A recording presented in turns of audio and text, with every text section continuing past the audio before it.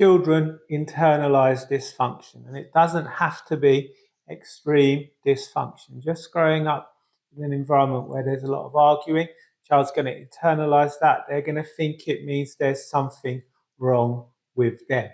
And this can lead to all kinds of behaviors and coping strategies that a person doesn't realize the source of those behaviors, maladaptive coping strategies when they become an adult. They say, oh, I had a happy childhood, I'm just attracted to narcissists, or I just keep finding myself in these kind of situations. I have this anxiety, I've no idea where it comes from.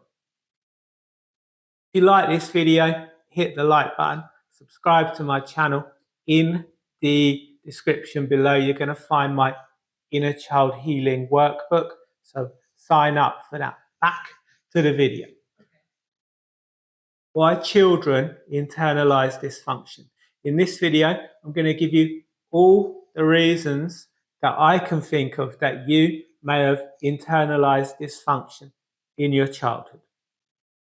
Number one, a limited understanding.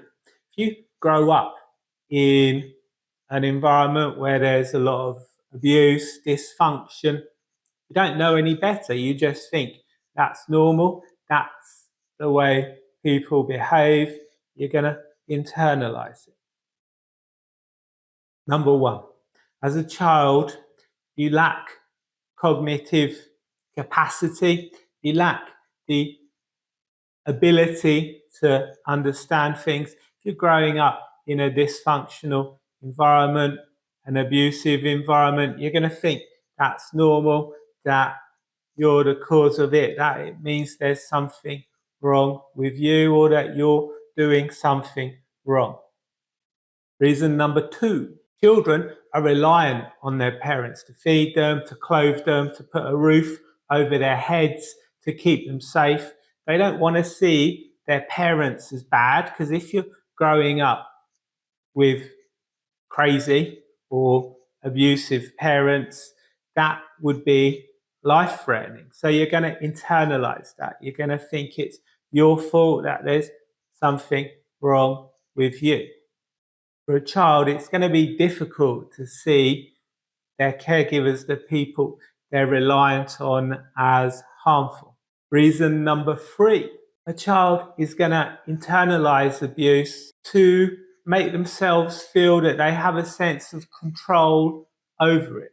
If you don't have any control over your environment, that can be very traumatizing, can be very life-threatening, difficult to cope with. So you're going to internalize the abuse. You're going to think, oh, I can control this, as a way to make yourself feel safe.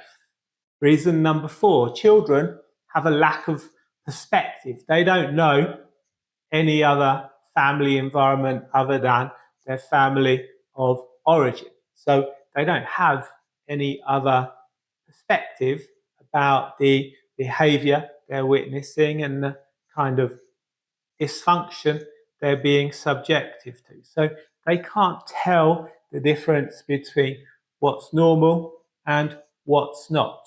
Number five, as a child, you need to attach to your caregivers. This desire to maintain a bond with your caregivers can lead to rationalizing abusive behavior. Number six, children believe in magic. They believe in fairy tales. They have magical thinking. If you're a child with this magical thinking, you will believe that you can change the behavior, that you can stop abuse, that you're responsible to it or for it. You're going to be more susceptible to emotional blackmail. You're going to be more susceptible to parents saying, oh, it's your fault because you made me angry. Number seven, shame and guilt. All abuse is the transfer of shame. So if you're a child and you have parents who have a lot of toxic shame, parents are going to parent the way they were parented. If you're a child growing up in such an environment, you're an easy target for those parents to project their toxic shame onto you, to project their insecurities onto you. And this is going to create shame in you. You're going to feel guilt. Number 8, children growing up in abusive or dysfunctional environment are going to suffer from cognitive dissonance. They're going to struggle to associate a loving caregiver who they rely on with abusive behavior. Number 9, emotional overwhelm. Internalizing abuse and dysfunction can be a way to manage intense emotions. And again, if you're a child and you see the people that you're reliant on to take care of you is bad, that's going to cause all kinds of anxiety. It's going to generate all kinds of fear within you. So you're going to learn to suppress that fear. Otherwise, you'd be living in a constant state of anxiety. Reason number 10, learned helplessness. Learned helplessness can come from being repeatedly exposed to traumatic situations over which you have no control over a long period of time. As a child, you're going to be highly susceptible to developing learned helplessness. Repeated abuse can lead to a belief that you have an inability to change the situation. Number 11, identity formation. As a child, you're looking to the parents, adults around you to help you understand the world, understand yourself. If you're being abused, put down, called names, you're going to internalize that. That's going to form your identity. Number 12, lack of emotional validation. When feelings about abuse are repeatedly dismissed or punished, a child learns that they're not valid. A child learns to suppress those feelings. Number 13, modeling. Children are looking to the adults around them to learn how to behave, how people should treat each other, how people should treat you. If you're a child and you're growing up witnessing dysfunction, if you're being abused or witnessing abuse, you're going to learn to model that behavior. You're going to develop the belief that this is how people behave. Number 14, growing up with abuse and dysfunction can actually affect a child's neurological development. It can create changes in the brain. Chronic stress from abuse can actually alter brain development. It can cause the emotional part of the brain to become larger, the thinking part of the brain to become smaller.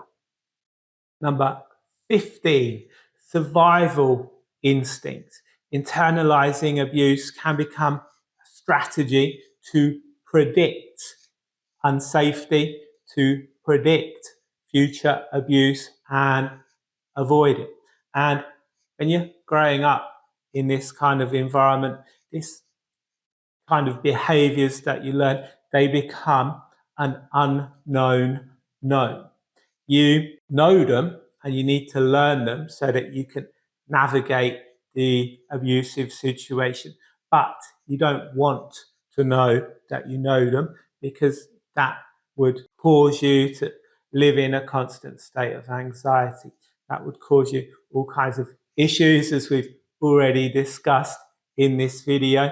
So they become unknown knowns, and you develop toxic coping strategies as a way to navigate the situation. When you become an adult, you maintain these coping strategies, these unknown knowns, to navigate the world. It's going to cause you all kinds of issues in your adult life. It's going to affect you in the workplace. It's most going to show up in your relationships and the people that you find yourself getting into relationships with. So those are my 15 reasons a child internalizes abuse. If you like this video, found it useful, hit the like button, subscribe to my channel, check the description for the Inner Child workbook.